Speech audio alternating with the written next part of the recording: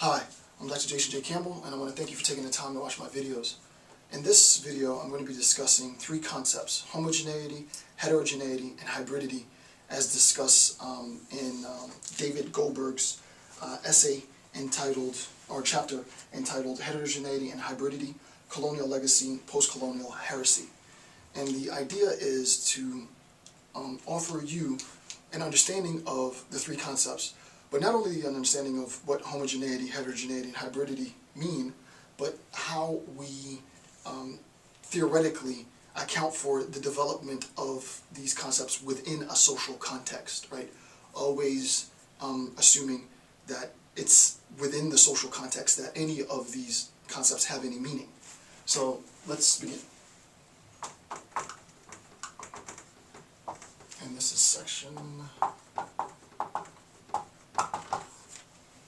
and this is homogeneity, heterogeneity, and hybridity. The first point, well, first, again, if you want to follow along, just click the link that's in the description field or the banner that'll pop up. It'll take you to the PDF. As I progress through the lectures, the PDF will get larger and larger, and you can continually download it because I'm amending it as I go along. All right, so how do we make sense of the relationship between this? And I drew a picture, right? So look at, you can't really see the color differentiations in the PDF. You can see it, I mean, in the if you print it, but in the PDF there's color differentiations, which is important.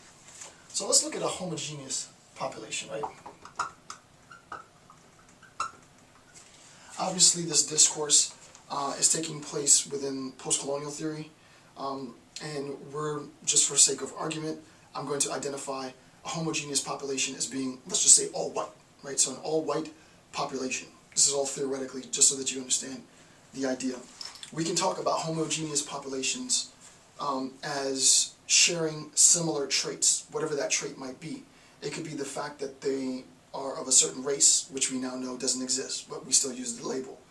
We can talk about a homogeneous population with respect to ethnicity, homogeneous population with respect to gender, homogeneous population with respect to socioeconomic ability and classification, and so on and so on and so on. All members of the population share the same trait, just to be general. Heterogeneous population, I like Goldberg's definition. He says on page 73, quote, "Heterogeneity is simply the general characterization of diverse social arrangements," right? So a diversity of social arrangements. So we have in the first example a homogeneous population, right? And we're assuming in the first circle that all of the social arrangements are shared, right? There is a unity in social arrangements. There is a sameness of social arrangements in a homogeneous population. In a heterogeneous population, right? In a heterogeneous population, as you can see, we have diverse social arrangements, right?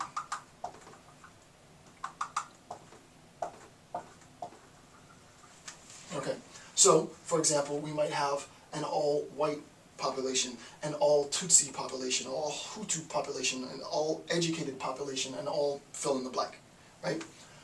So a homogeneous population. Heterogeneous population, there's a mixture, right? Pretty simple.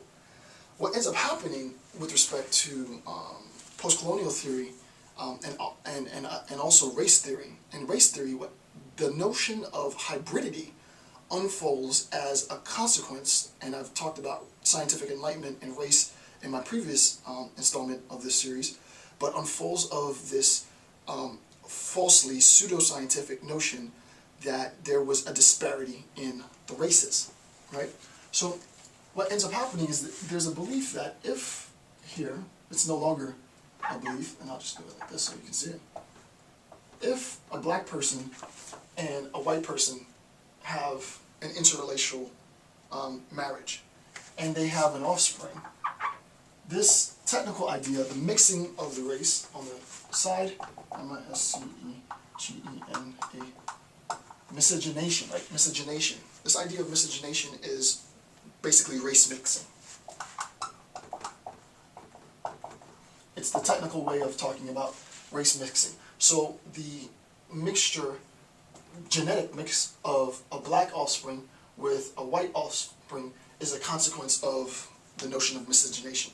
So if someone were to say homogeneous population, miscegenation is a natural consequence of homogeneous societies, all that's saying is a society where we have difference, there is likely to be the case that where there is difference, there is going to be interracial relationships, right?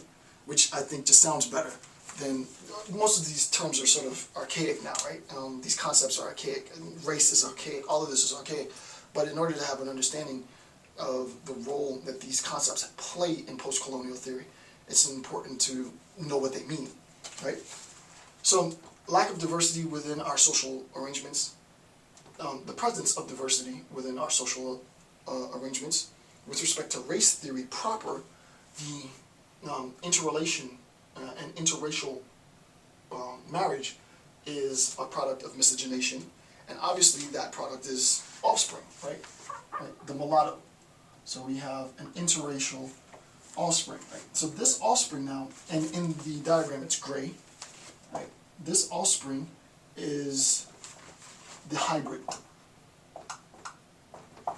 And personally speaking, I think the term hybrid is a derogatory term. It's a term to use, used to, and this is just my interpretation. Many noted post-colonial theorists still use the term hybrid. Personally, I'm offended by the term. I don't like the term hybrid, but I'm not here to be preaching to anybody.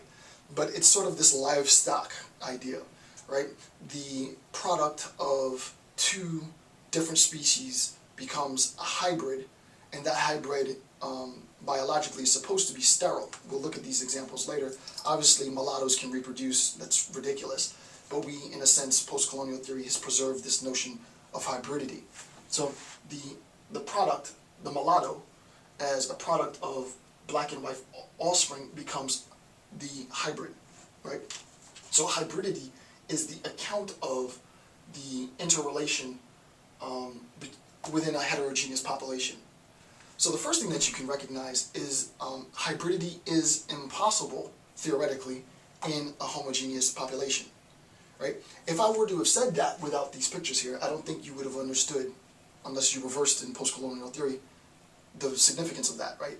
To say that hybridity is impossible in a homogeneous population sounds like a bunch of technical words. But when you really understand the concepts and you sort of see it visually, it makes sense, right? In a homogeneous population, we can't arrive at hybridity. The only way to arrive at hybridity is through heterogeneity, right? So only through heterogeneity are we able to arrive at hybridity.